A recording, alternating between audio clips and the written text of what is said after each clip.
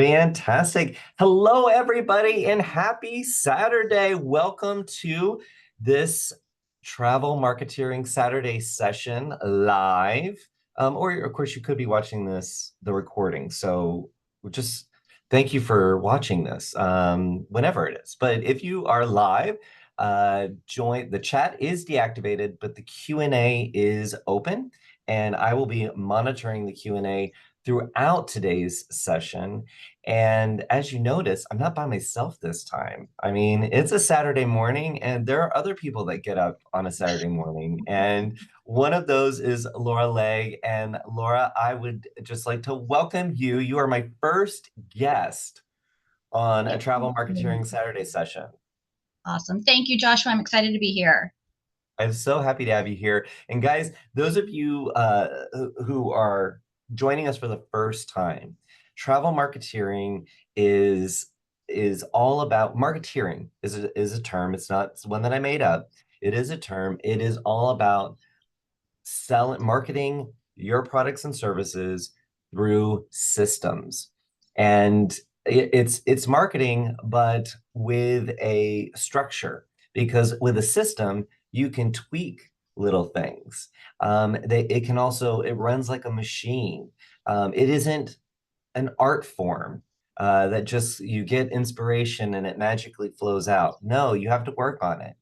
And in the travel marketing sessions, we're diving deep into topics that are all about marketing your business, but always coming back to how can you systematize it? How can you create that machine?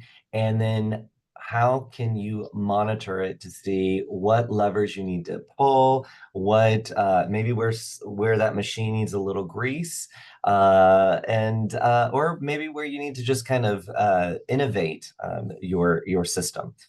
So that's what travel marketeering is, and specifically in the travel industry and in the travel agency space. So I think I covered that. I always have to remember, Laura, that I gotta explain that because we have some new people that join, but we of course we do have a lot of people that are repeat watchers, and I'm so grateful for you guys. Now, one of the repeat watchers is Laura.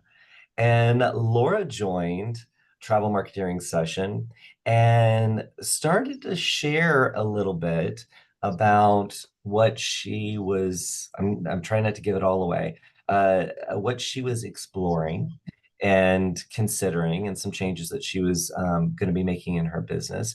And it was starting to get a little deep. And I said, you know what, Laura, let's do this live if you're comfortable, and let's dive in.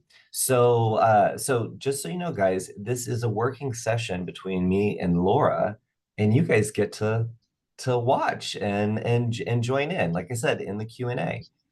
So today is all about evolving your brand and evolving your business.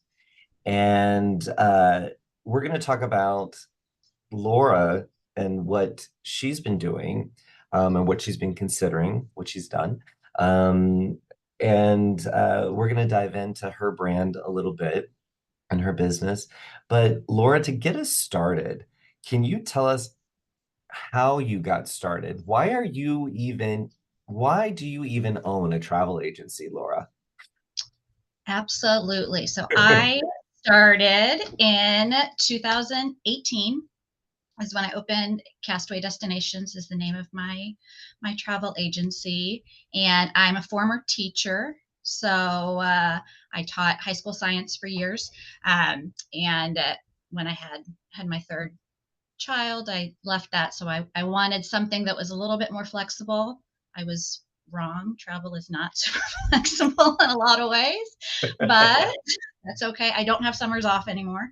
But definitely, I was young mom at the time. We went to Disney World a lot, so a lot of people would ask me for help and tips on their Disney trips. So that is really where I started in 2018. I did Disney for people, for friends and family. And those were my first trips that I booked were Disney trips, and kind of expanded from there. I definitely booked anything for anyone, which I think a lot of people do when they first start. Just so excited to get a client and just would book anything, um, which was difficult. I think if I could start over, I would narrow more from the start, but that's okay.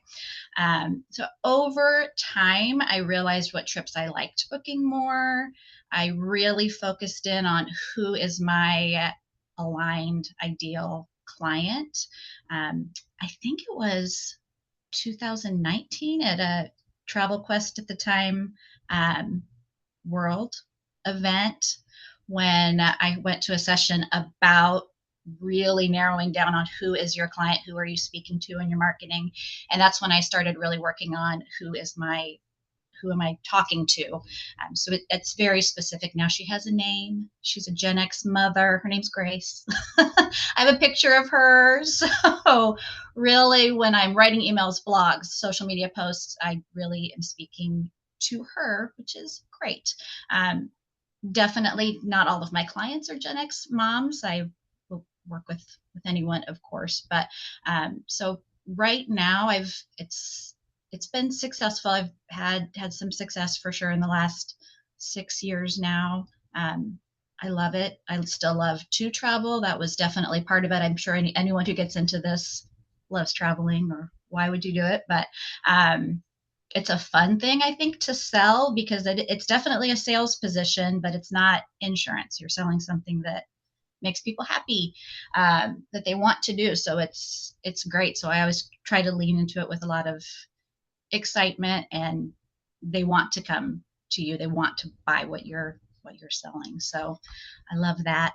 Um, I'm trying to pivot now towards a more luxury client. I definitely find that I would rather book fewer high end trips than a lot of lower end Caribbean all inclusives. For example, I still definitely will, especially for current repeat clients. But kind of that's a challenge that I'm in right now, is how do I move to that and speak more towards the luxury client. But it was a long answer, Joshua, to how did I start. I hope that was No, yeah. I mean, I wanted to chime in with some amens as Oh, you were, I love the fact that because a lot of people who may be watching this right now, um, they're just getting started or they're considering starting an agency, and or starting their business. And I love that you were so open and honest about you'd book anything for anybody, and you were just grateful for the opportunity. yes, for sure. That is as much, and it's interesting because I get to work with thousands of travel entrepreneurs. And some people have established businesses, and some people have been in it for just a little bit. Some people are just getting started. And it's interesting across all of those different entrepreneurs, there are some people that um, are I think we should be continually evolving and learning, constant learner, right?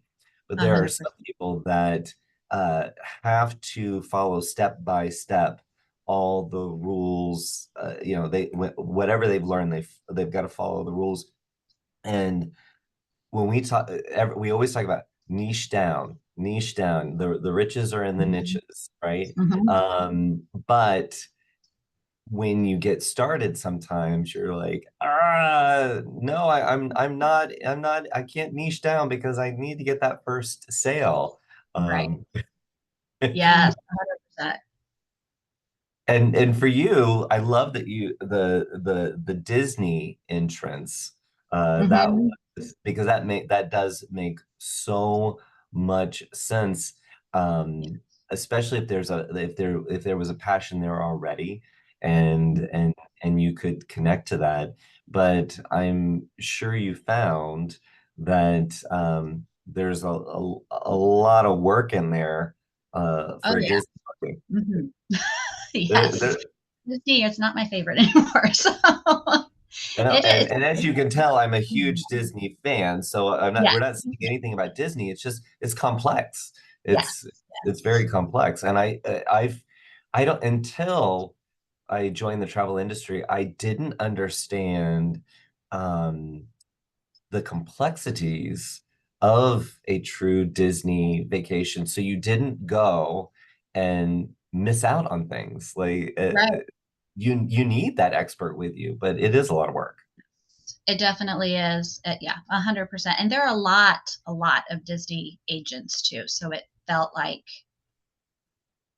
there wasn't a need as much for that as time went on, just in my local area. And I'm in some moms groups and different things like that. And if someone would post something about wanting an agent for a Disney trip, there'd be 60 people. I can help with that. I can help with. So it was a little oversaturated, I think, a little bit too, which was isn't a bad thing, but it definitely pretty quickly moved away from that being the specialty and the focus. And I do still book Disney trips for repeat clients, mainly for, if someone calls and says they want 6 nights at Grand Floridian club level, and I'll like, yes, sure, that would be that's worth my time for that, but not, yeah, not, maybe not a art of animation 2 night stay anymore. So Right, right. but And and talking about your repeat clients and booking what they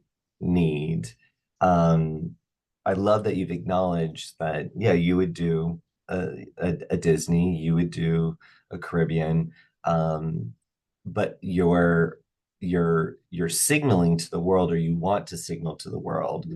You're talking to Grace, and yeah, Grace is a very specific buyer persona, avatar, neighbor. If we want to talk about neighborhoods, she's a very specific Gen X mom, decision maker, right?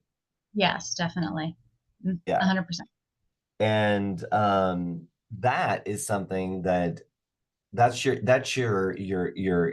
banner that you're marching into battle and into the crowd. You're saying, Grace, come here. I'm here. Grace, yeah, I'm looking for Grace. It's like the sign at the airport. I'm Perfect. just looking for Grace. And then through that, you can actually get a lot of efficiencies with targeting if you're doing paid advertising, whether it's on search or social, as well as the content that you're generating for SEO purposes on your website. When you're speaking to Grace, that's something that you can keep on refining.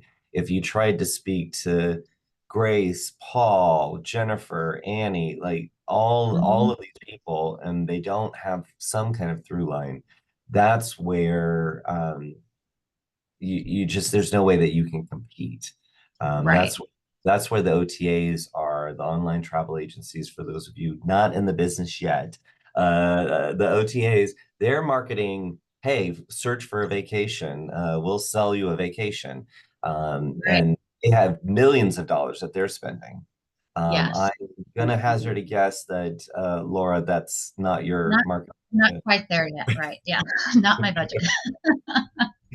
not your budget yet. Mm. Uh, so uh, so yeah, so I love that you named your buyer persona. I remembered that about that marketeering session when you defined her. I was like, whoa, this is somebody who knows who she's going after. Um, but after Grace joins your family of clients, Okay. Yes. uh, she might, as you evolve, she's going to evolve with you, Yes. and the types of trips that she needs or wants are going to they're going to expand her lifetime value with you, and Yes. and something I do want to acknowledge is that So you got started in 2018, and you shared with me that you currently have three associates working with Yes, you, agents working with you. I do. Um, so you're a multi-agent agency, and you even shared with me that you're at the point now where you have someone behind the scenes working on marketing with you. Can you talk a little bit about that? Yeah, so that's evolved a little bit too. For a while, it was my sister for a while, and which is was honestly wonderful because we are pretty similar. So when she would write copy, it sounded like it was me because we had a very similar voice. She liked it so much she started booking trips. So now she's an associate agent and one of mine who's doing the best. So she got too busy to help with the marketing, which is funny. But so I did have hired someone else, and that's been a little bit of a challenge just because I don't feel like we're as in sync as I was with my previous person. So we've had more conversations, more talking. There's been a few things that have gone up. I'm like, that doesn't totally align with, you're not speaking to Grace as much as I need you to be. So it's so been interesting. But yeah, just for time wise, when I started, I definitely and still do, I think about certainly over the course of a week, but even in the course of the day, spending time on client work, marketing, and training. And I feel like at the beginning it was definitely mostly training, and client work has taken over so much of it. I feel like I don't have as much time for training and marketing and growing the business itself. So it's been very helpful to have someone to do, even if I'm still writing the blogs for the most part. As an example, now my my marketing helper person can post them and turn them into social media um, posts, and she's helping with reels. I feel like I'm too old to know how to do those things, so she's like, you need more reels and carousels and stories. I'm like, I do. You should tell me how to do that. So that is helpful. But yeah, so that's been both a really good thing as far as helping with time, and a challenge as well, because yeah, like I said, I don't helping her to see who we're talking to, who we want to book for. So And how long have you been working with her? she is new, 2 months. Okay. So for everybody watching and for you, Yes, that for someone coming in cold, yes, um, that is you're that's a pretty accurate phase to be in, even if you okay, were at the point where you were hiring an agency that had uh, C-level marketers, you would still be having the conversations around who is Grace, yeah, even if you clearly define it, because unless they've been marketing for a travel agency, mm-hmm. um, there is a huge learning curve, even in terms of finding who your competitors are, especially if you are growing the business yourself. So when anyone's starting their travel business, they are the solopreneur. They're doing everything. So you're not creating the rules of the road around your marketing. It's evolving and it's organic, right? So you're so close to Grace. She is you know what she looks like. You can when you write you know Grace because you've talked to Grace. You've talked to her many times over the years. You know, some people that are right, there's so grace, and then some that are a little bit of grace, and some people that are not grace at all. Like it's Yeah, it is something that you have honed in on. And I can say that because even as our company, we have uh internal team members who handle marketing. mm-hmm. Um, and we also work with agencies for different things. And whether they are a full-time employee or they're an agency, there is such a learning curve of, who is my customer and what is my style. And in some cases, you can't articulate your style, your brand style, even if you have a beautiful website that showcases your brand, um, especially when you're the solopreneur, the style is you, and it's very Yes, hard to capture the essence of you, and make sure that somebody can step into those shoes. So it doesn't surprise me that you say you're still trying to get calibrated on on right, on who you are and who you're speaking to. But I do love that. I love that you mentioned Reels, just because I've been joking with a lot of people that I just discovered TikTok a few weeks ago. I knew I knew TikTok. I just didn't understand. I didn't understand its appeal. It just was a part of, different platforms that different groups of people interact with. And I got sucked in. There have been evenings where I am on an endless scroll, and I'm like, I have to go to bed. Like, what is right. this? Why am I entertained this way? Yes, Um, so like you, I have other marketers who are telling me we need more reels. yes. Um, Oh, which resulted in a reel of me this week that was quite the surprise, because I'm speaking at our conference World. You mentioned coming to World, I think you said 2019. So next week we've got our World Conference, and there, yeah, I love the picture that. So anyway, if you guys want to look at that, the reel, we did a reel I did. that I'm proud of, I guess, sort of. You should be. Oh my goodness. So do you mind if we take a look at your Sure. website? Just and guys, this is Laura and I, this is us having a conversation.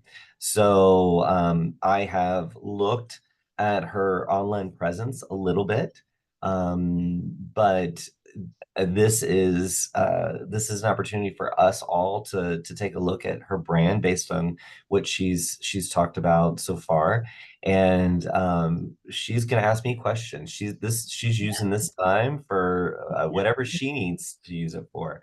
The one thing I just a rule that I have, I used to do something called a website throwdown, where people would sign up, and I would audit their site live and critique it.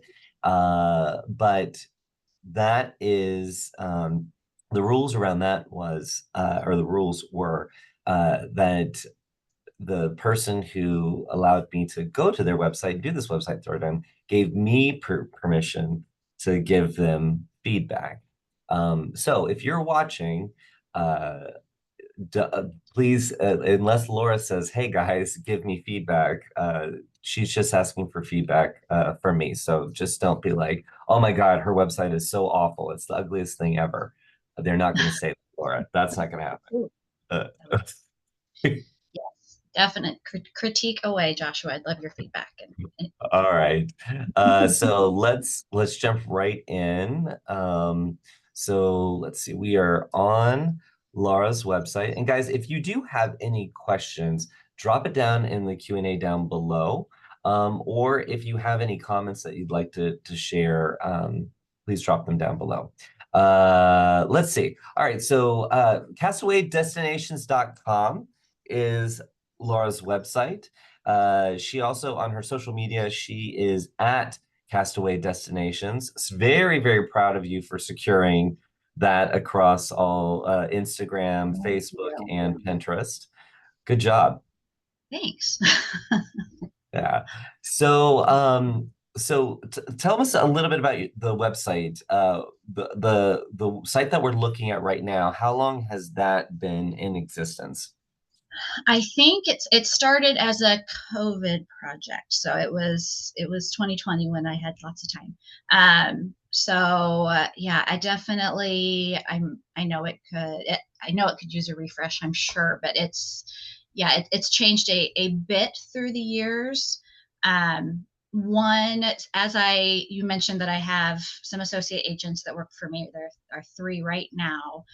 So that is one thing that I do feel like, since they have a different client that they work with and I do refer to them, I feel like the website needs to speak to more than just me. So I do mention, I know, like more Caribbean, Disney, those kind of trips that I don't book as much anymore, since Europe is my favorite, my where I spend a lot of time marketing. Wish I spent a lot of time in Europe, but someday.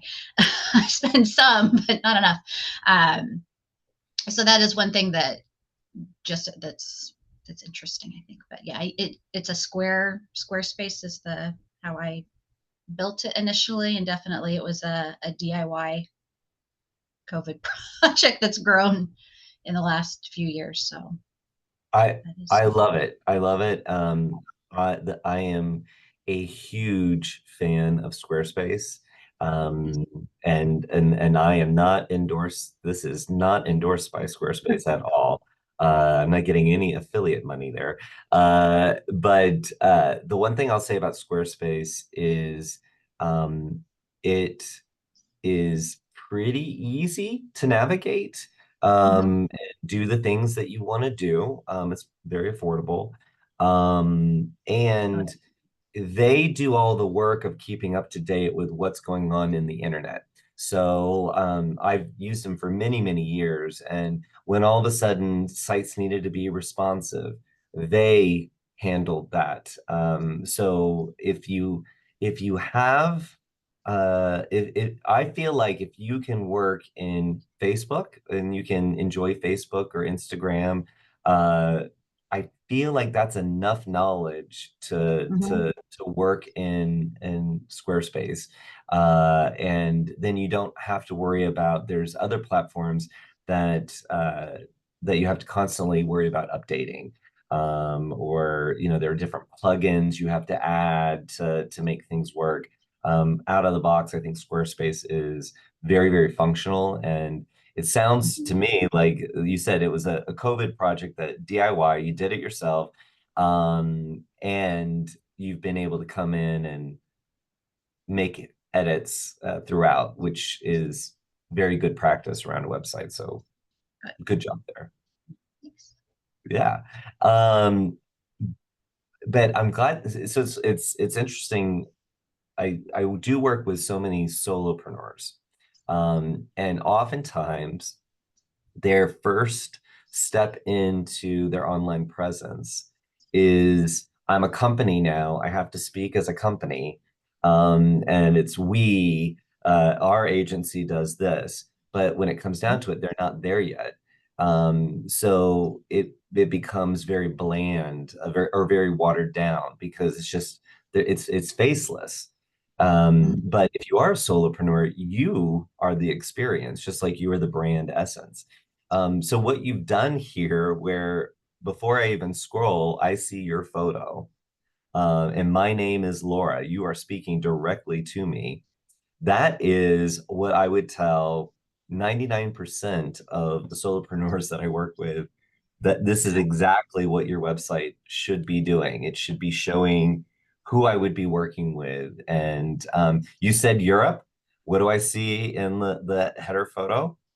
I see Europe. I mean, that is definitely not the Caribbean. It That is is not. definitely not. So, so for many solopreneurs, I'd say, wow, winning, winning. But you acknowledge the fact that now you are truly an agency, and you need to convey still that personalized service, but that there are multiple faces and voices within your company Mhm. that make up your company, and that can be done in still a very personalized way, without coming off too corporate. Travel to me, unless you're a corporate travel management company, I your site should not feel corporate. To me, it just doesn't make sense. Travel is so personal. Mhm. So, the personal photos and Even if you have a brick and mortar location, I think seeing a storefront is excellent because storefronts subconsciously establish credibility. But I know one of our members, she has a storefront, and she took a photo of her team peeking out of the front door. So that personalized what would have just been, here's a storefront, right? Hmm. There's ways, and if everybody's home based, you can still showcase personalities, but ensure that there's a through line. And in your case, and I haven't gone deep yet into your site, so I'm just saying, always looking for that through line. What is Castaway Destinations, and how does that all get tied up in a pretty bow? So I'm gonna just scroll through here. Um, there is Laura. Fantastic professional headshot. Was that, did a professional photographer take that, or was that Yes, okay? but it was not a, yeah, it was a family Christmas card. And then I said, oh, I need some pictures for my website. Can you take some too? That's what it was. I love that. I Let me love put on the that. jacket real quick so I look more. Oh, Laura, you're hitting all the points. Oh, Uh, when if you're doing like Laura, so many of you do family photos for the holiday cards. So taking a jacket, something that you can just swap out really quick. It's not going to be like, oh, let me go change into a different outfit.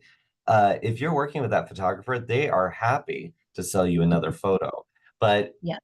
but you're paying for the session. So if it's just a quick jacket change, they're more than happy to accommodate you. So what a great way to leverage that. It was fun. I love it. Um, I love that. Uh, so the I feel like that's hard to read, Joshua. Do you agree? I'm looking at that with yeah. fresh So eyes. so so And change. I was gonna talk about your navigation, but I was gonna talk about your headers, because when you're looking at a website, you are not consuming every word. Everybody believes that people are consuming every word. So you put a lot of attention into the copy that you write, and you should. Mhm. You should. There's many, many benefits to that. But the things that people are very visual when they're looking at profiles or websites. So the first thing they're looking at is the header, the logo that we see at the top navigation here. And then our eyes are looking at these headers that you have in this teal. So you're right.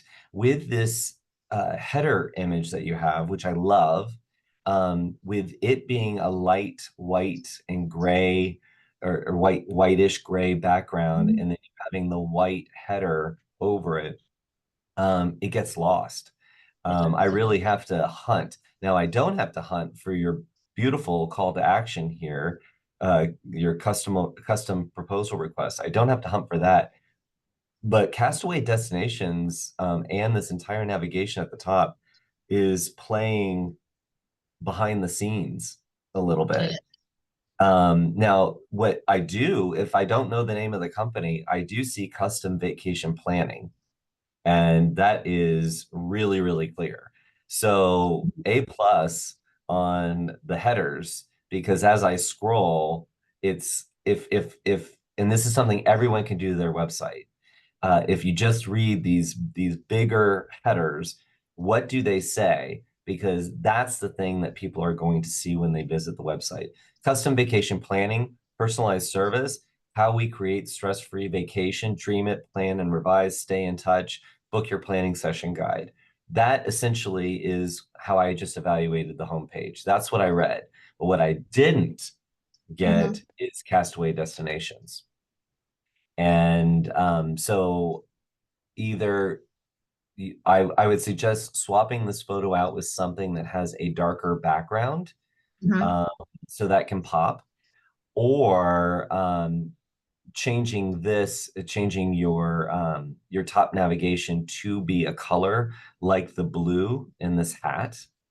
Oh, And even the logo could go in the blue, but then you start messing with, I don't know if that blue is in your color palette or if you want it to be in your color palette.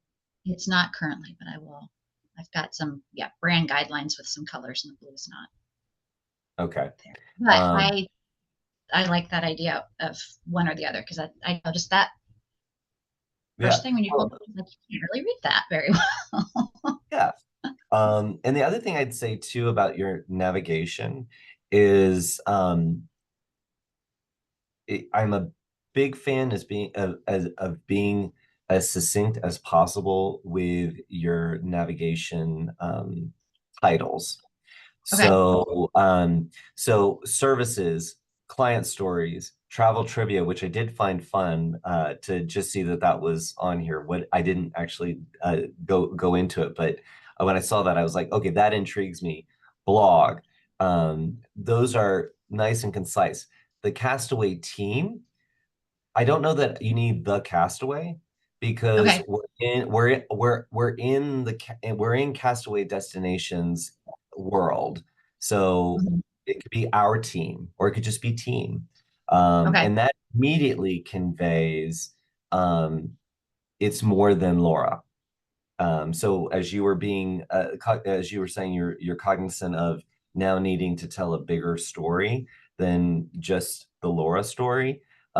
Seeing team as the first true menu item here outside of home, um, that to me is already starting to signal this is an agency with multiple team members. So yeah, I would just trim that down. I think that that would be a really a great step. Now, let me ask you, is this a photo? Is this a stock photo or is this a you photo? Because I can't This is tell from. it, it's a stock photo, but I did Okay, like that she had the long brown yeah, hair. the reason why I asked, and there's nothing wrong with the photo. You don't need to change the photo. I was just curious. I was going to comment because these are the photos that you don't think to take when you are on those holidays that Uh-huh. you take. And so oftentimes we take the photos where we're like, "Hey, Eiffel Tower Uh-huh. right here," but turning around with a hat on and throwing your arms up in the air, that is a photo that you own, is clearly you, if that's your personality. That is something that you can do. So when you are on those, when you're on holiday, try to think about taking some photos that would work for your website. Not necessarily the cropped in really close, but the landscape photos that could take the place of some of these hero images. And the hero image on the website is this big image. And Laura, I know that we're having the conversation, but I also want to make sure everyone who's watching can. Oh I'm yeah, not talking in it's really shorthand cool. here. So let's pop over to the team page here, and let's talk who we are, how we can help. This is another one. How interesting. The white on the lighter background. It's getting No. washed. Yeah, it is. But I have a feeling if you just uh, flipped this picture on its Hmm. axis, that darker on the right-hand side would look beautiful. And that's all you would need to do is flip that photo just to make it pop more. Um, so here, the family at the Roman Colosseum. Love it. You didn't waste time after COVID. You were like, we're getting out. Right. It was planned in 2020, so it was rescheduled twice, so we were ready. You were ready. We were going to capture this. So I love this. Nothing personalizes um, uh, the brand and you as the service provider. Nothing is more personal than family photo like this, and especially allowing your future customers to see themselves in the photos that you have on your website. So love that. And a tip here that I feel, because now I see Molly is starting to show up here. Um, I think here would be a great place to either have a header with your name and first name, or bold your name and then Molly Price's name, just so on quick scroll, remember, I'm not going to read every word. I might just do a quick glance. I can see that these are the different people that make up Castaway Destinations. Okay. I like that one. Um, I love, love, love that you're using first person to speak to the reader. Hello, I'm Lois. Uh, my name is Molly. That is a great way again to make that personalized connection, and that's or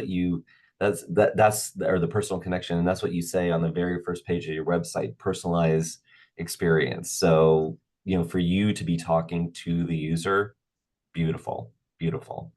Um, and then what's next on your bucket list? So, none of these are clickable.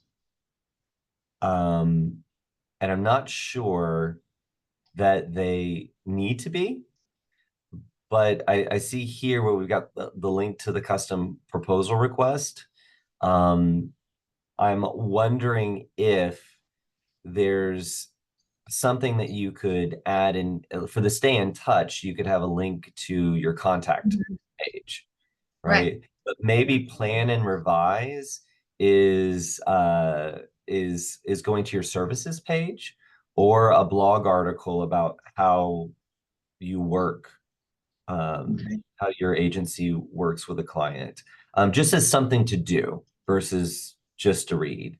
Mhm. Um, and maybe that's the same thing you do with each of your advisor profiles is reach out to Laura, Mhm. contact Molly, request a proposal from Lois. Okay. Um, just giving giving me more opportunities to connect to connect and request a proposal. Um, and then I'm gonna go to this book a planning session, and that's gonna take me to Calendly. I love Yes. it. Me too. Calendly's great. So, so how long have you been using Calendly to put the booking of these consultations in the hands of the visitors of your website? I love Calendly. It's been a journey because this has been a pretty recent change, so I'm interested to hear what you think about this. So, I've been using it pretty much from the beginning. I think 2018, 2019, I started doing Calendly because they can schedule themselves. I was always very wide open as for times that people could book, and just recently took that way down to 2 days a week that I'll do um, consultations with new clients. I have another meeting that I can send to a repeat client, but um, kind of getting less information. I pared my form way down too. Um, I don't ask for budget anymore on the form. I found that people will say they want to go to Italy for 10 days in June and they'll have a budget of $8,000 or something. And I felt like if I left it so open, I was kind of giving them the impression early on that that would be possible. And then Right. the first time I talked, they were disappointed. So Mm. I right now for the last 6 or so months for new clients, I won't propose a trip for them until they meet with me on I do Google Meet right now instead of Zoom. Just it works well with the rest of the business. Everything's through Google. So um, or a phone call. And I found that if they met with me and we talked about their trip first, I would have a much better idea of what to do for the proposal instead of kind of being out in just guessing what they would want. Um, and if they didn't want to meet with me, I would rather them ghost me then at the beginning Yeah. than after I'd done all the work and sent them 3 proposals and gone back and forth by email and everything. So it's been a time saver. So some people do not want to do it, don't want to meet, won't respond when I say they'll fill out the form and I'll respond with, I am so excited to help you with your trip to Italy. It's one of my very favorite places. It's a great place to go with your family, all of that. Please go to my Calendly. I'll link it in the email, of course. Head here, pick a time that works for you. And I do have a line in there that if you can't find a time, send me a couple of options and I'll be flexible. But I feel like possibly narrowing it down to only taking those a couple of weeks has helped me with my calendar for sure. And I'm less. I kind of focus those 2 days on new clients. I only do 2 a day also, and maybe a little bit of a scarcity mindset where I people was just gonna, don't think I have all the time in the world to talk with you, that I'm a little busy. So if 2 people have booked for a day, that day comes off and isn't available any longer. So there have been times, especially in wave season, where you're getting a bunch that someone may have to book a couple weeks out, unless if it's urgent. Yes, I can meet with you on Thursday night if that's when you need to meet, if it's someone I really want to work with. But anyway, so I love Calendly. Long answer again to say. no, no, you hit a lot of great points. Uh, I the sense of scarcity um, immediately elevates the impression of you, and your time is valuable. So the reason why I can't meet with you for 2 weeks is because I have a lot of clients that I'm working with. It's sending that. Now, it's very frustrating if I am last minute Larry and I just need an answer really quick. But guess what? That's not Grace. And It's not. Grace is a Gen X mom who is she needs the details handled. She needs to work with a professional, someone who knows what they're doing. And budget isn't her number one concern. But competency is. And so this might for some of you watching, this might not be the right strategy for you. You might be wanting to cast that wide net, like Laura said that she did in the beginning, where it was the Disney vacations and lots of different things. But she already went through that process and she found her grace and who she wants to work with.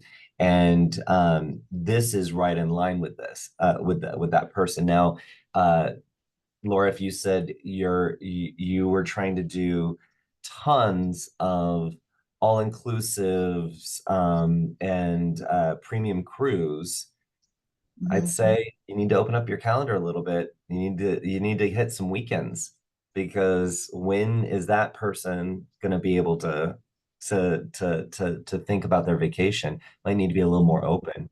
But I think you've got the right thing going on here. The one thing I'd say about this is in this particular form is uh, I would take phone call off because your Gen X mom, she knows how to use Google Meet. And I mean, we're also accustomed to video calls now, FaceTime, even with personal calls.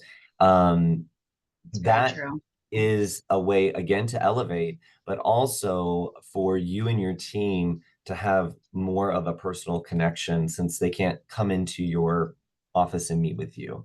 Right.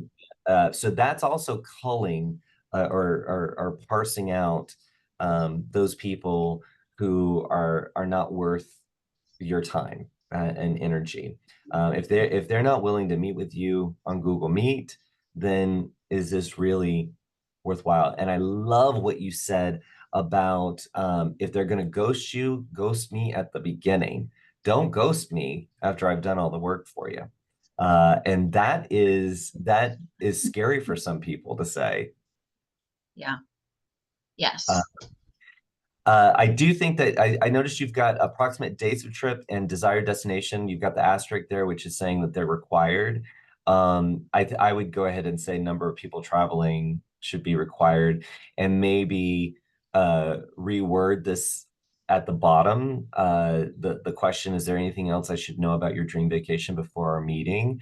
I would make this required and turn it into uh, you know what is a must for your dream vacation, right? Okay.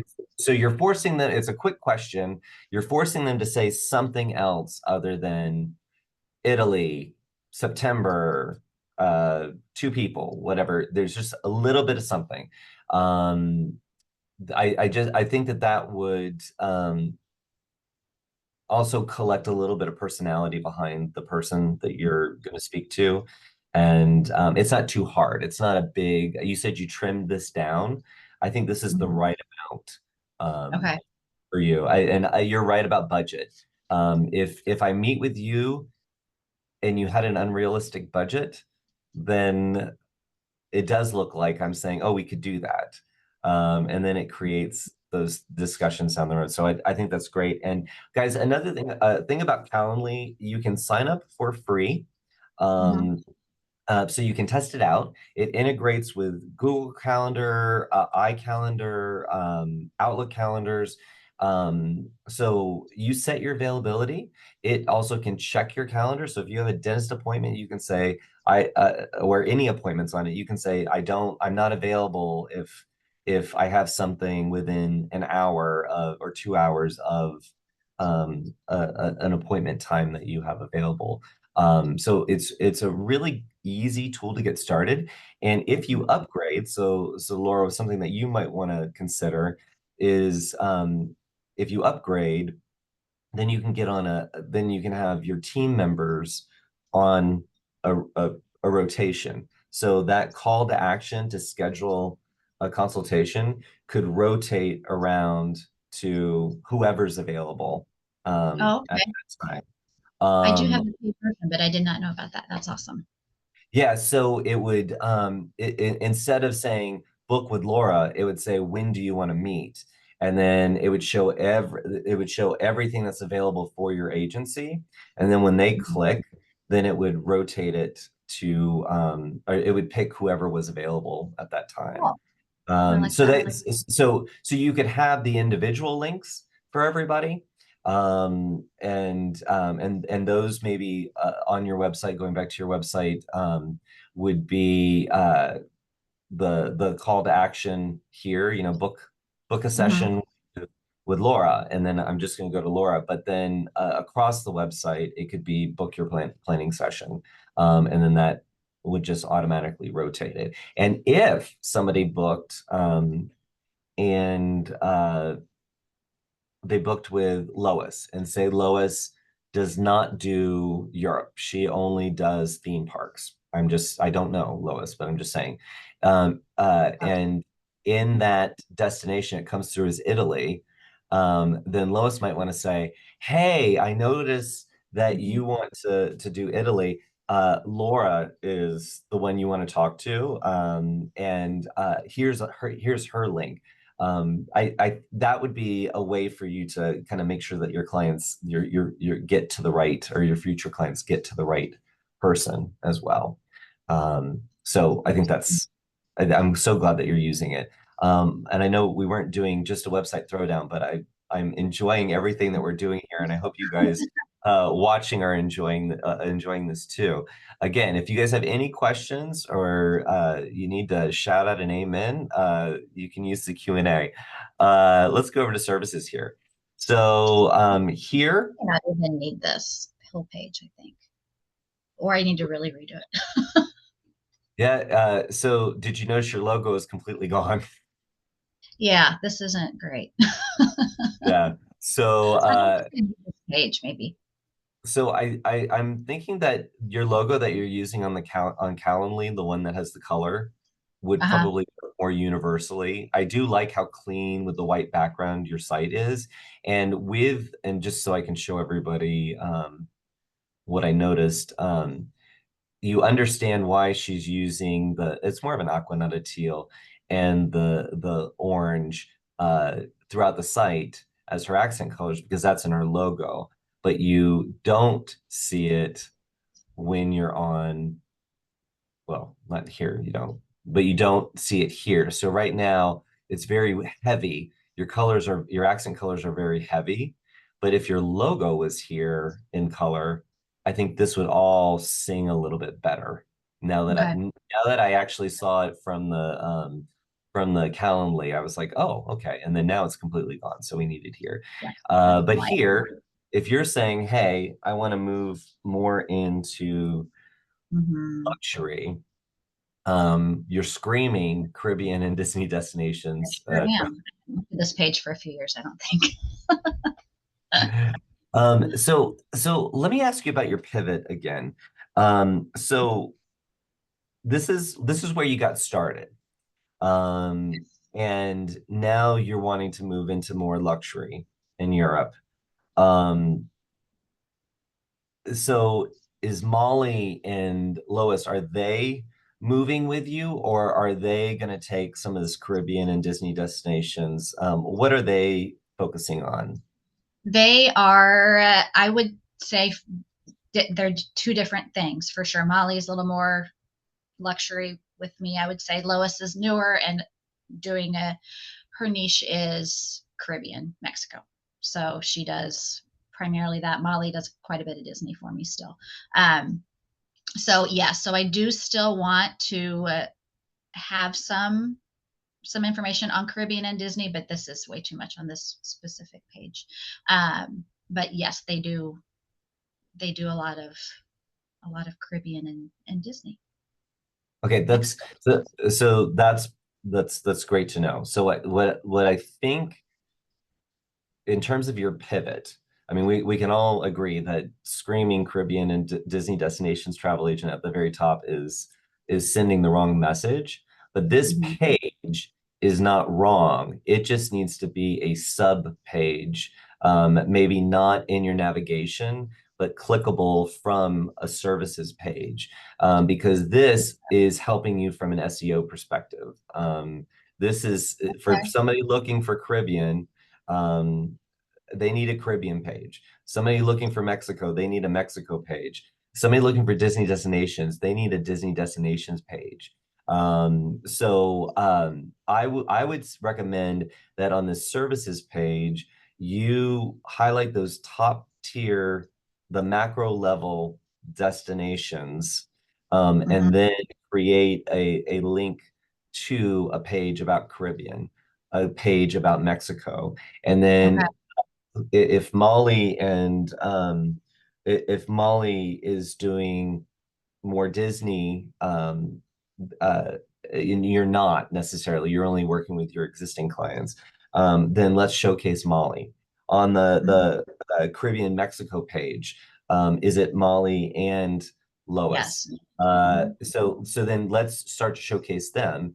Um, and then that allows you to merchandise. You're essentially creating landing pages for Mm-hmm. specific destinations, which is how you'll win on from a search engine optimization standpoint.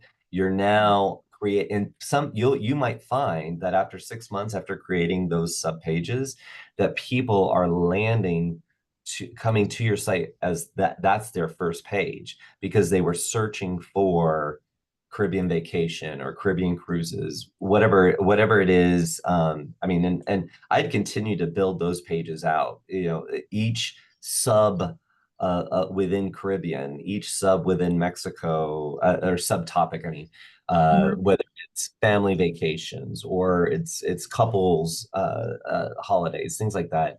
But That's more a clickable through as landing. I like that. yeah, Similar, it reminds me of I have a lot of that on Agent Profiler. I've got a lot of sub bios for specific places. yes, This exactly. This is so for those of you who are not a part of the World Via Network or a part of Travel Leaders. This is Laura's agent profiler page on travelleaders.com. A huge for us, for our agency, a huge lead generation source I for love our agents.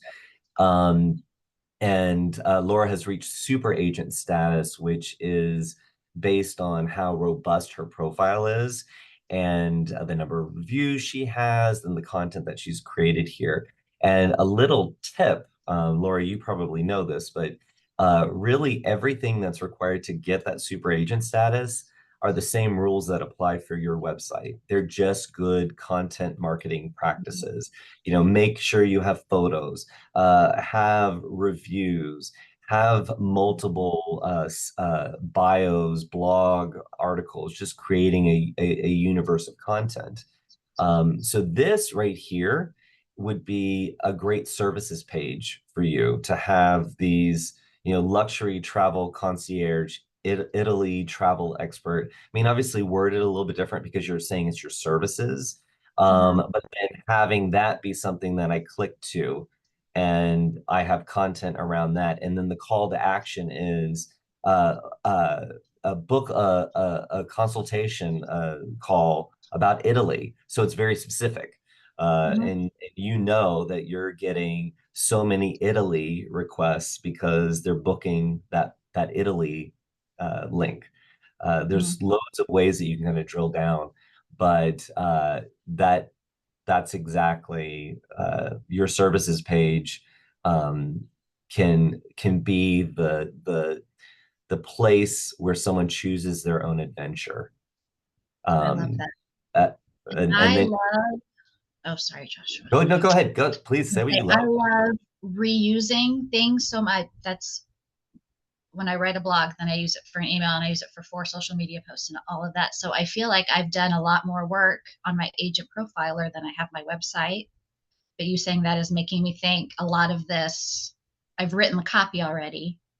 I can move some of those. I found the pictures, I have the reviews, I can move some of that already to my Exactly. website. So It, it's, yeah, repeating a and, little it, bit. and it's merchandising.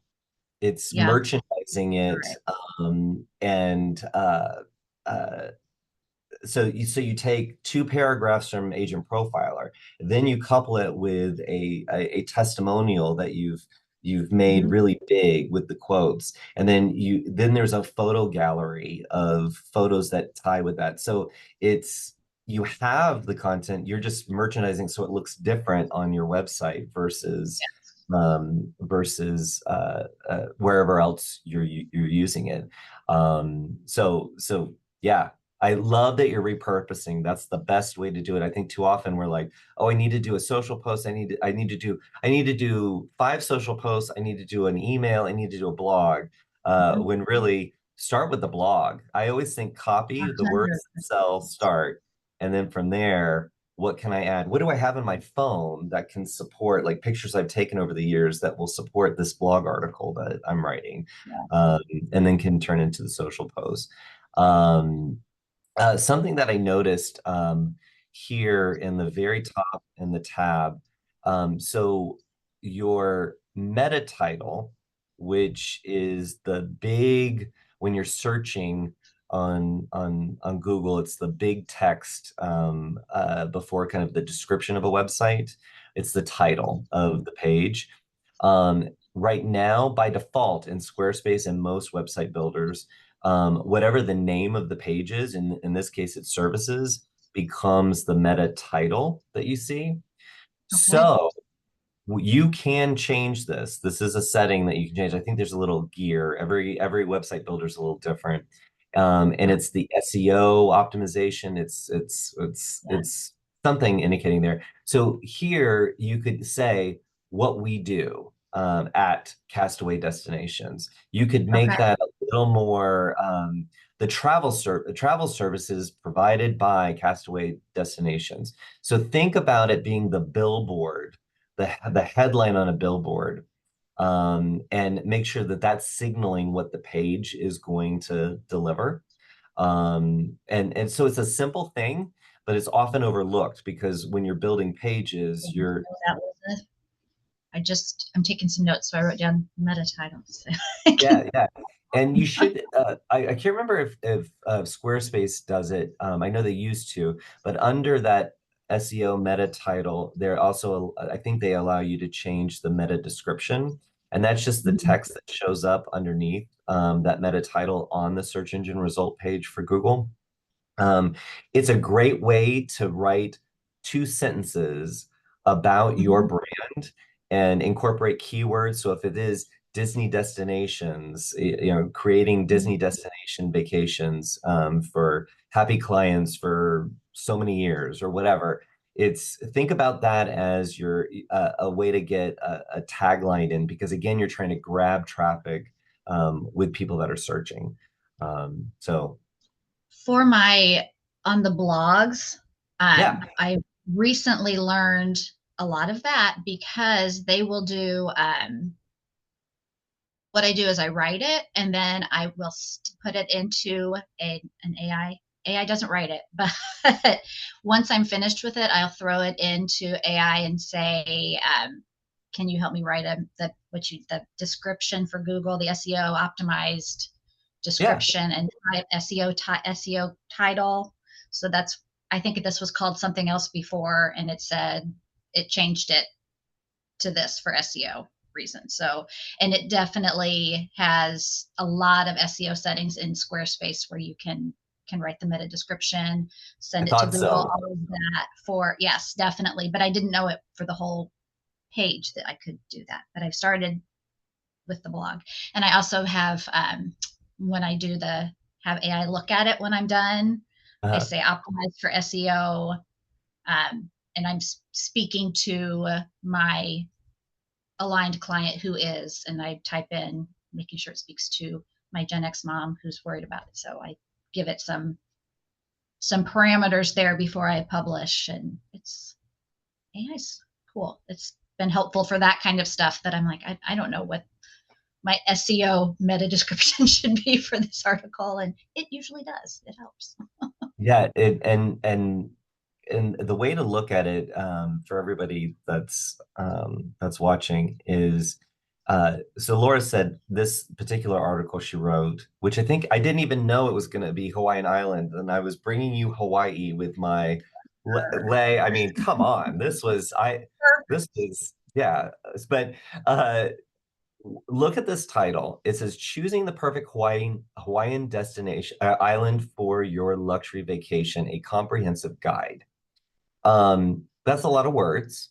So you might have wanted to call it uh, uh, luxury vacations on Hawaiian Islands or something like that, right? But she used AI as a tool to help her identify what would be more attractive and search engine friendly. And how what I love about this is when you start to think in SEO terms, it's about what people will the questions they ask to get the answers. So Mm-hmm. hardly anyone is going to say, can I find a travel agent in, let's see, you live in Blue Springs, Missouri, Yes. that sells Hawaii? That's not what someone's going to search. They're going to search uh, luxury Hawaiian vacations. They're going to search something like that. And this title right here, if this got served up to me, I'm going to click on it.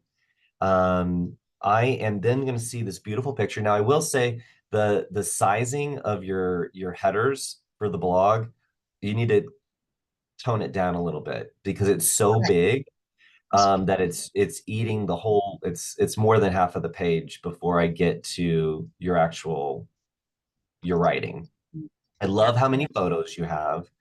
But this right here is it's beautiful content. And let's see, you wrote this. When did you write this? I wrote it last week. Yeah, it is published there, but it's going to be in a blog article and on socials this week. So it hasn't.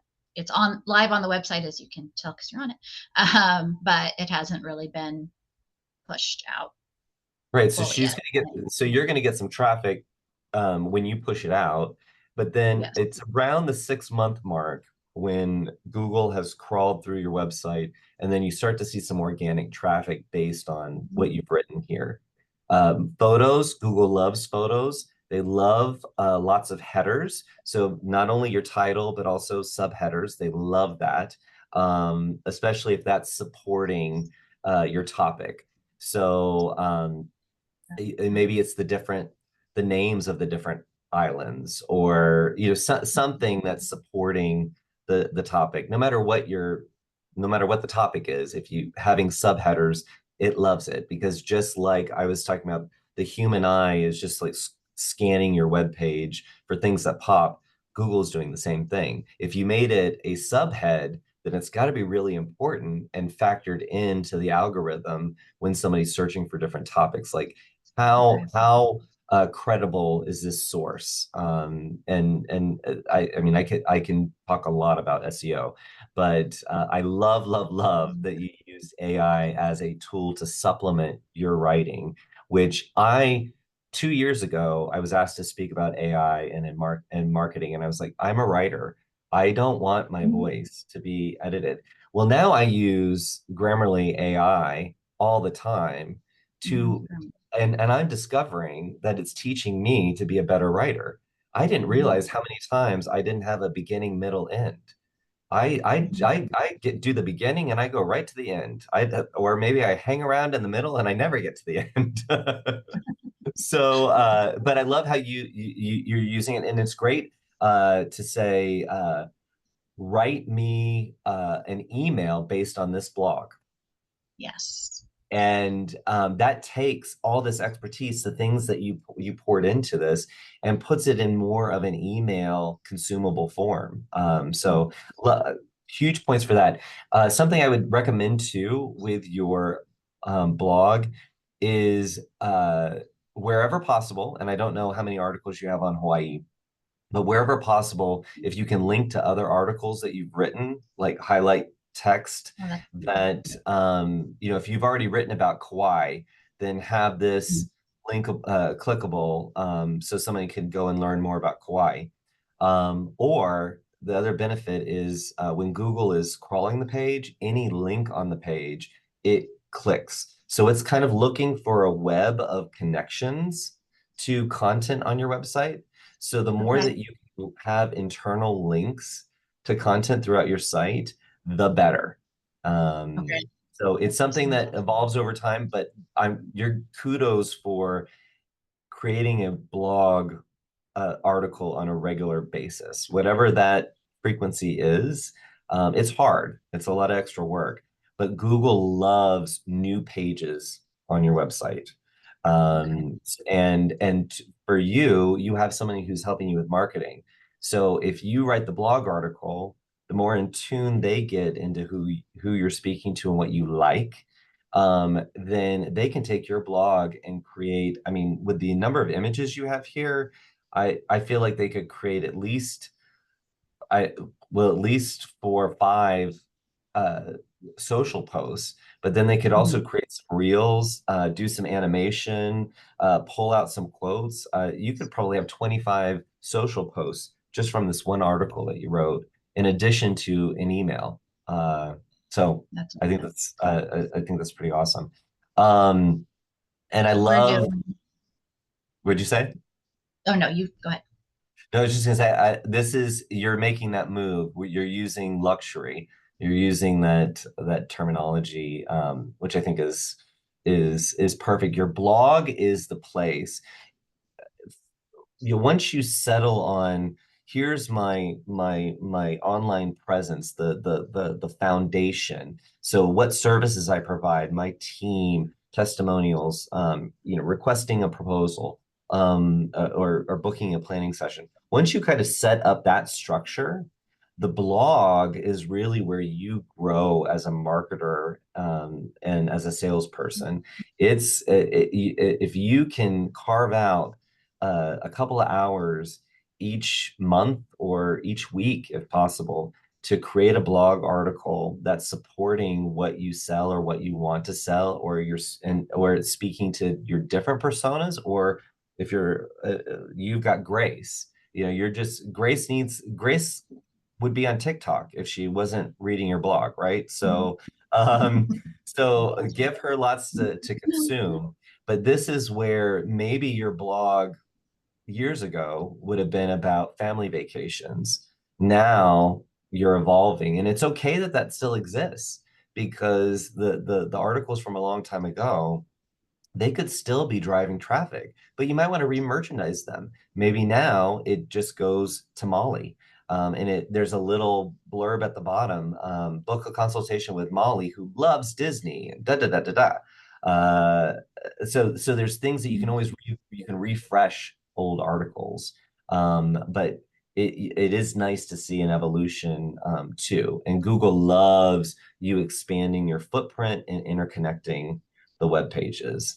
But right now, if you say you're pivoting and you want to pivot, um, I I think where you need to really signal that is on at the top of the homepage here. Um, Give me a little bit of tasting of what you are offering. Okay. If it is Disney destinations, then choose imagery that you can use that supports that Grand Floridian suite, Mhm. the bigger package, not the economy side of it. Mhm. If it is families, Europe, um, let's see families in Europe. Caribbean, Mexico, same thing. It'd be okay to show, maybe under this hero image that, again, I love. Maybe I see 3 panels that just show a couple of those. It doesn't have to show everything that you do, but just shows that there is some diversity to what you do. But you're definitely you're hand picking those photos that are signaling a little more upscale experience. Um, Helpful. and it's hard too if you don't have those photos, or a supplier doesn't have those photos. Oftentimes you do just pick a destination shot. So here's a waterfall in Hawaii. Mhm. But between so many of the suppliers, there there has to be someone that has, because they have that demographic. Yes. So it's just being very intentional about which photos you're using. I Um, like that. yeah. So I just want to pop to show Well, everybody else just some of yeah. your social content. So here's Castaway Destinations on Facebook. 21 hours ago, she posted content. Look at this: 13 nights, Edinburgh, Dublin, Killarney, Galway. Hello, this Good. signals, I mean, that this signals to me what you're trying to attract. So kudos.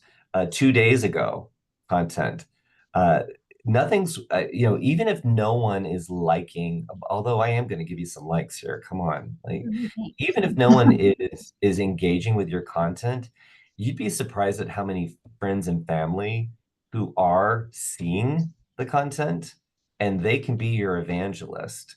So don't give up on, oh, my social is, nobody really engages with it. You really don't know who's lurking in the background. But I creating, definitely found that. I'm sorry, what? Oh, I completely agree. I have found that for sure. People see things and then email or then DM and those for sure. Yeah, I always talk about my Aunt Debbie, because um, when I joined the travel industry, I maybe made a post. Oh, I started a new job. And then she Mhm. saw me going to meetings, world, things like that.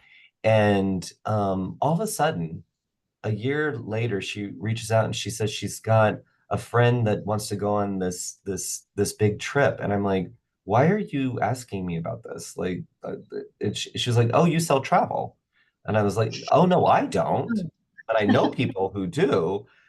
She had been paying attention to this, and she formed. I didn't tell her the story. I did this. I wasn't communicating what I did really. She just kind of made up her own story. But there she was pimping me out and getting business for me. So That's just cool. saying, people are paying attention, whether you know it or not. Um, and here's Laura on Instagram. So we are Beautiful. doing this. I need more pictures of myself, I think, but that's okay. This month we do a featured destination every month, but in September the destination is what we did on our summer vacation. So I'm doing every week. So this week is, or last week was UK. So that's why there's so. I did a blog about the UK and then featured a couple clients that went there. Next week's Hawaii, so that's why the blog's kind of getting ready for more links to their itineraries and links to their stories. Can you click? Do you mind? Can I ask you something? Yeah, yeah. Click what? that smart that smart bio link right up at the top. I just found this, added this in like earlier this week. Hmm. Does that all? It's. Do you find any of that helpful, or is that a waste of time to do? I hate that you can't link things in Instagram, and just trying to Yeah. find a way to. Um, so any of those should be clickable. So these are just links. When I include a link in Instagram, it pulls it to um,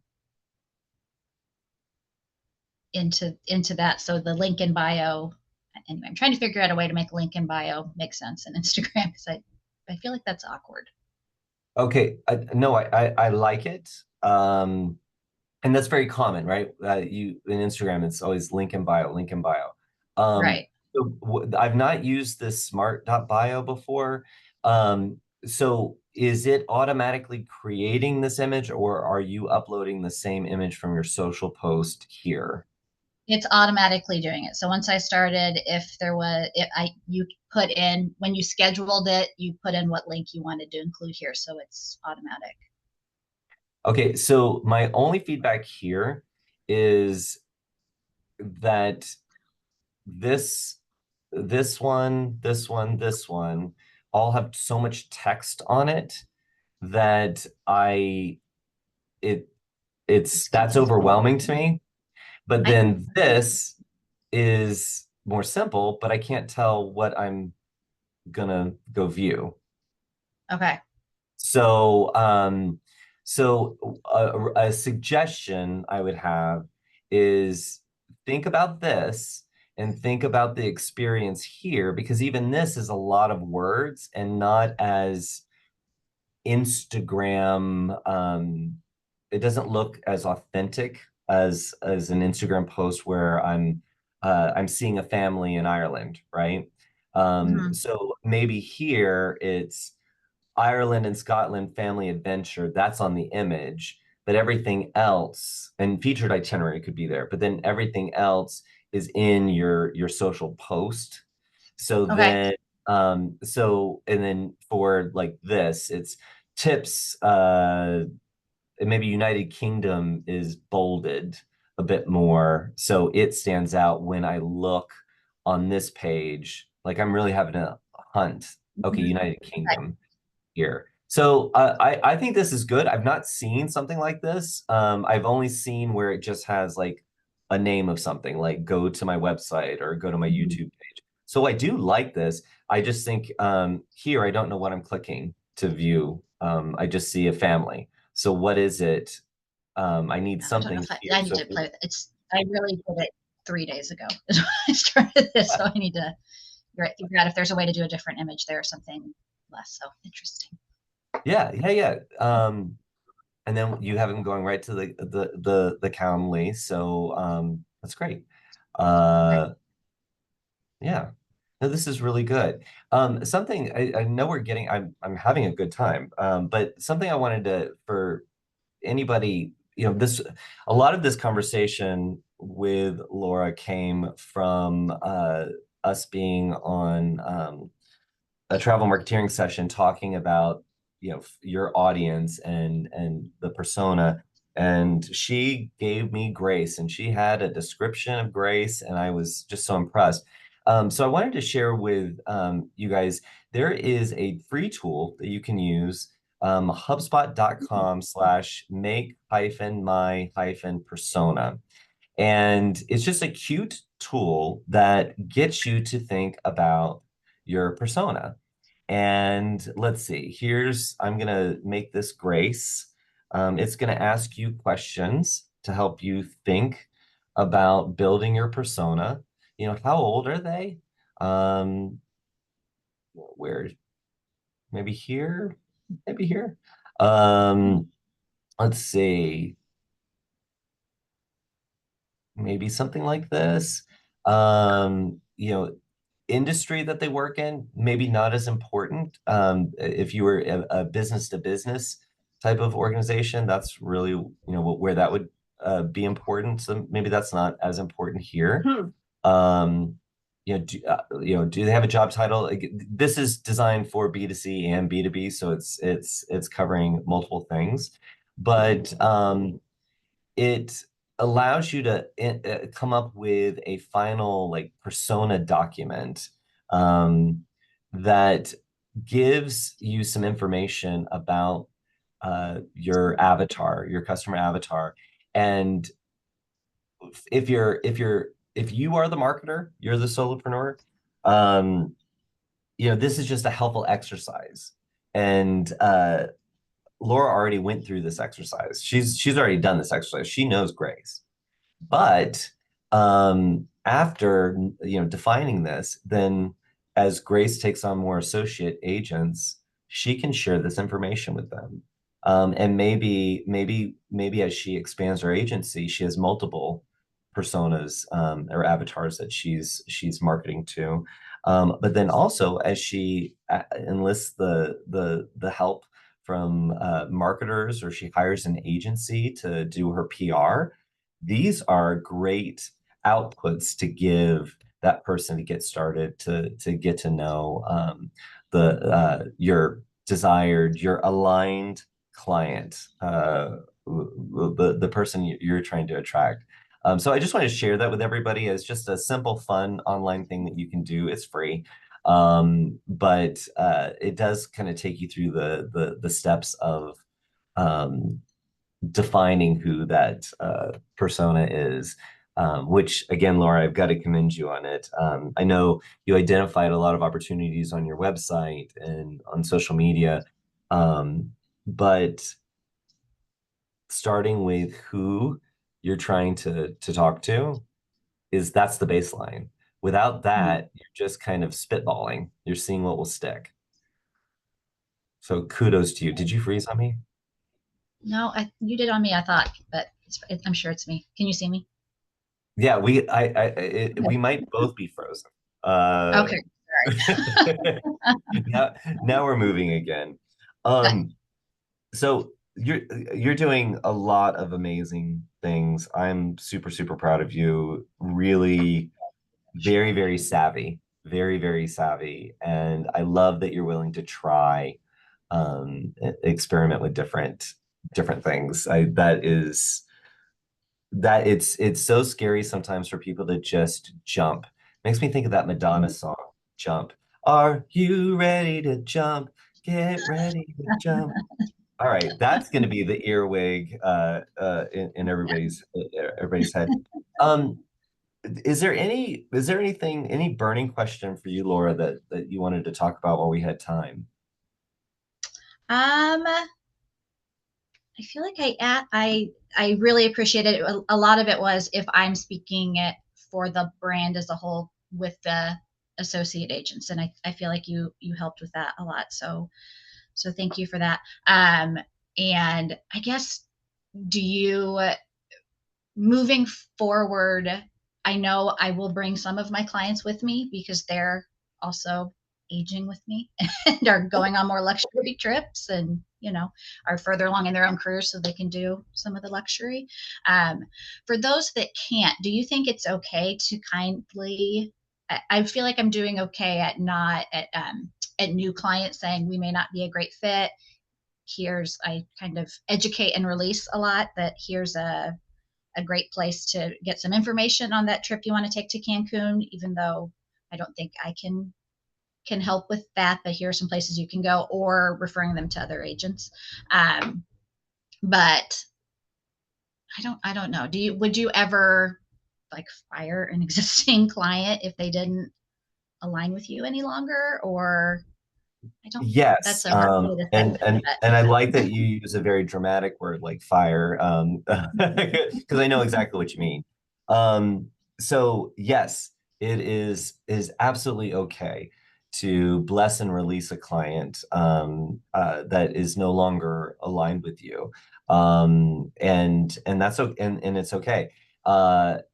It it would be awesome if there was another agency owner, or maybe a group of agency owners that you felt comfortable referring your clients to. Mhm. And maybe there's an agreement that you have, a referral bonus that you have with that agency, and vice versa. They might not do what you're doing now and want to do. So they could refer clients up to you. Um, that especially if it's a client that you've worked with for a little bit or a while, to have somebody that you can do a nice gentle handoff to, Okay. and you can do it in a way that feels, obviously they think that you're available, right? Mhm. So you can do it in a way and say that just says, I am all booked up. I wish I could work on this Cancun trip for you, but I can't. But I can't. However, let me point you in the direction of this agency, who I've had a lot of clients say have had an amazing experience with, or something like that. Okay. So you're saying I would love to take this work on, but I can't. I can't right now. Or this may be an opportunity where you expand your associates, and you tier your associates in a way that you say, okay, some of those Cancun trips that you don't want to touch.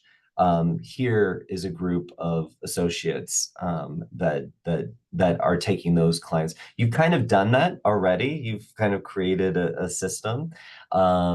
It just depends on how big do you want your agency to grow, and because that does create more work for you on an administration level.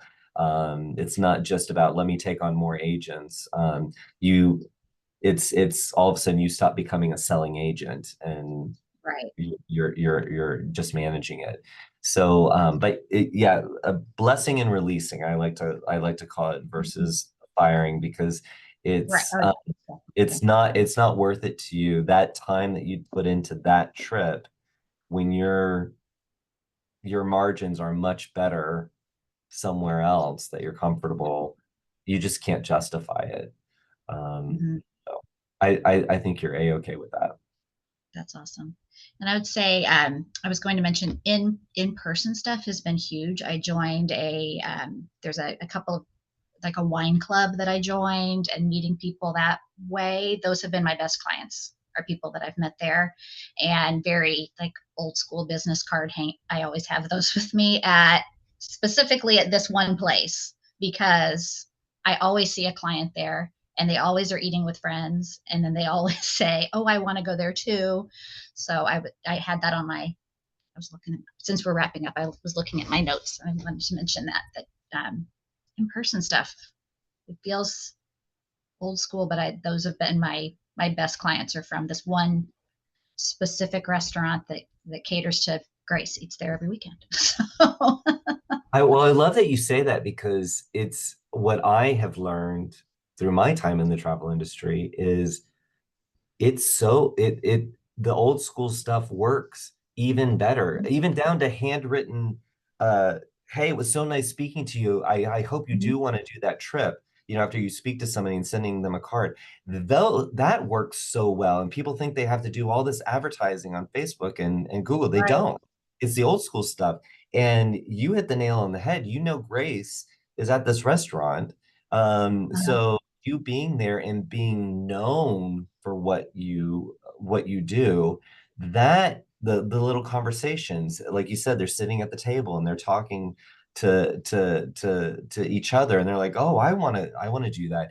And something I found out, oh my gosh, somebody was just telling me this, that the wine clubs are often either held at a liquor store or a restaurant like this, and they have kind of the banquet area space. Sometimes they have banquet area space, and they'll give that to you for free, Mhm. to hold an event.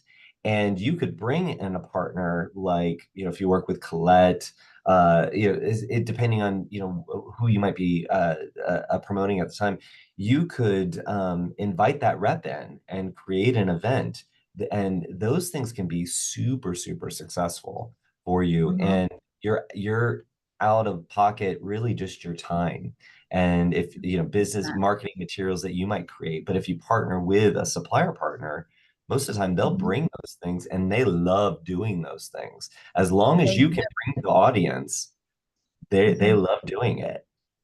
I've done a little bit of that, and they do wine dinners quarterly, and they're always featured around wines from a specific region. So I've done things with them on that too. They'll talk about Italian wines. I'm like, hey, Lance, remember what I do? He's like, oh, you need to come and talk. So we haven't done it yet, but we're going to do a like a trip, a hosted trip to some of these wine regions with the reps there, and so it dovetails nicely. But I would say I spend so much more time on the social media and the blogs and the website and all of that, and it sucks a lot of time. I've gotten my best clients from going to dinner and talking to people. Yeah, so So so I so I have two things. So okay, as you are pivoting and you're making this adjustment, what you just described to me about this wine club and that, I'm gonna call that a marketing initiative. Okay, we're gonna call it that. okay, Because there's other things that you do, right? You blog, email, social, you're doing these things. But this in-person event marketing initiative. This sounds like a perfect opportunity for you, for your business page, to create a Facebook group, a private Facebook group that's just about Laura and Europe, and figure out a way that you can invite people in to this subsection of Castaway, and allow that group of people to pool there and connect. So you could create content yeah, specific to that without just overtaking. You are an agency now. You support other agents.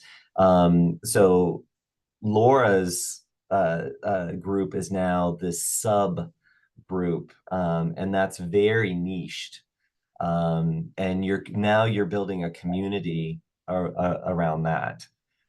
So there was I that, and I forgot the other piece that I was going to say to that. Dang, I hate when you said something and I was like, oh yeah, yeah, yeah.